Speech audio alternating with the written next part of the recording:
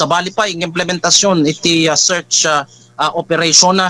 no sa dino nga napasamak mo iti Jay Ili Kabugaw. Kita babayan maten iti Kabugaw Emlet iti biyang ti Kabugaw Municipal Police Station nga nangidaulo iti operasyon kiniti biyang iti First Ilocos Police Mobile Force Company iti nga naisayangkat iti search operation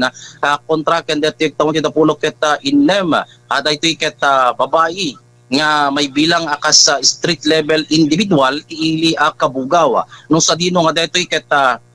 implementasyon iti search warrant ket iti panaglabsig na iti RA 9165 no Comprehensive Dangerous Drugs Act of 2002 nga ni-issue iti presiding judge ti RTC Branch 24 ti Ili at Kabugaw nga napetsa ni Agosto 29 ket deti naramid nga operasyon nagresultaan iti panaka-aresto na ket panakarekobre dagitay nananay nga dagitoy ket ebidensya akas iti maysa a gramo ti maatap a shabu nga dabalor na nga 6,800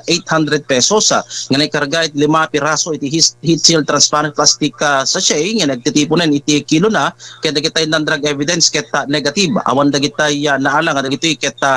posible nga nayon mat daytoy naala a maatap a shabu daytoy ket naramid operasyon in front iti presensya dagitay